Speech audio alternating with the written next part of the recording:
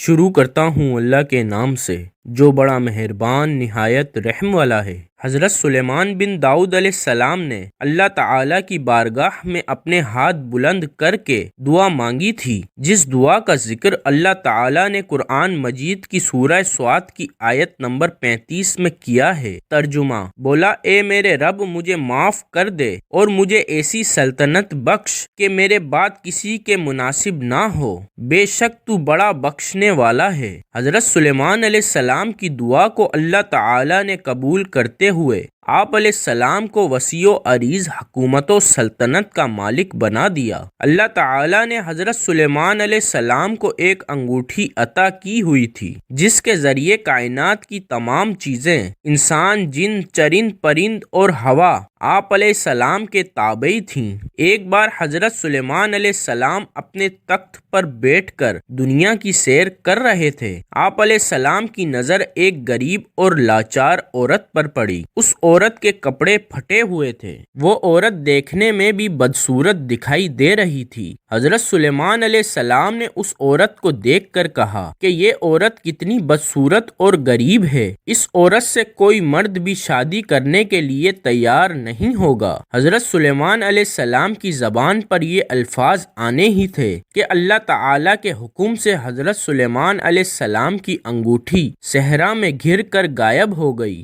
جب انگوٹھی غائب ہوئی، وہی انگوٹھی تو حضرت سلیمان علیہ السلام کی پہچان تھی۔ انگوٹھی غائب ہوتے ہی حضرت سلیمان علیہ السلام کی شخصیت سے سب لوگ ناواقف ہو گئے۔ ایک زکھر نامی جن کا گزر اس صحرا سے ہو رہا تھا، اس جن کو حضرت سلیمان علیہ السلام کی انگوٹھی مل گئی، جن کے ہاتھ انگوٹھی کا لگنا ہی تھا کہ ہر چیز اس جن کے تابع ہو گئی۔ اس جن نے حضرت سلیمان علیہ السلام کا بھیس اپنا لیا تھا، جن نے حضرت سلیمان علیہ السلام کے تخت پر قبضہ کر لیا۔ اس طرح 40 دن تک وہ جن لوگوں کی آنکھوں میں خاک ڈالتا رہا۔ ایک دن جن کے خیال میں آیا کہ میں حضرت سلیمان علیہ السلام کی بیویوں کے پاس جاتا ہوں، لیکن جب شیطان کے ذہن میں یہ خیال آیا تو اللہ تعالیٰ نے حضرت سلیمان علیہ السلام کی بیویوں کی حفاظت کے لیے ایک فرشتے کی ڈیوٹی مقرر کر دی تھی۔ اس فرشتے نے جن سے حضرت سلیمان علیہ السلام کی بیویوں کو محفوظ رکھا۔ ایک دن حضرت سلیمان علیہ السلام پر ایمان لانے والوں میں سے ایک شخص نے جن سے سوال کیا کہ آقا، اگر کوئی بندہ رات کو اپنی بیوی کے ساتھ ہم بستری کر لے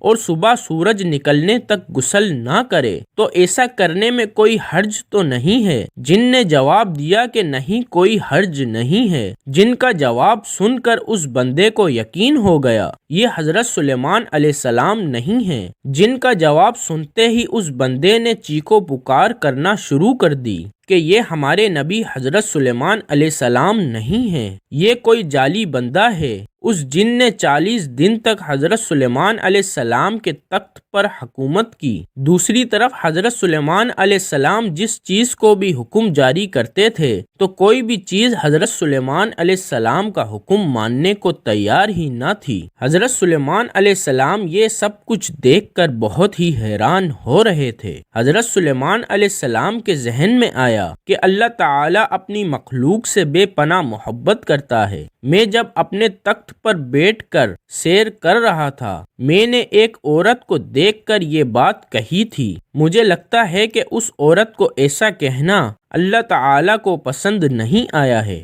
حضرت سلیمان علیہ السلام نے پکا ارادہ کر لیا کہ میں اس عورت کے پاس جا کر اس سے معافی طلب کرتا ہوں۔ اگر اس کی مرضی کے مطابق اس سے شادی بھی کر لیتا ہوں، شاید اس طرح اللہ تعالیٰ مجھ پر راضی ہو جائے۔ کافی کوشش اور تلاش کے بعد ایک دن حضرت سلیمان علیہ السلام نے دیکھا کہ چند لوگ دریا کے کنارے مچھلیاں پکڑ رہے ہیں۔ آپ علیہ السلام بھی ان لوگوں میں شامل ہو گئے۔ ان لوگوں میں وہی عورت حضرت سلیمان علیہ السلام کو مل گئی۔ حضرت سلیمان علیہ السلام نے اس بدصورت عورت سے ہاتھ جوڑ کر معافی مانگی کہ میں نے ایک دن تم کو غریب اور بدصورت کہا تھا۔ یہ بات اللہ تعالیٰ کو سخت ناپسند گزری تھی۔ اللہ تعالیٰ نے مجھے بہت ہی بڑی آزمائش میں ڈال دیا ہے، کیا تم میری بیوی بننا پسند کرو گی؟ اس بنا پسند عورت نے خوش ہوتے ہوئے جواب دیا کہ کہ میرے لیے اس سے بڑی خوشی اور کیا ہو سکتی ہے کہ تم جیسا خوبصورت لڑکا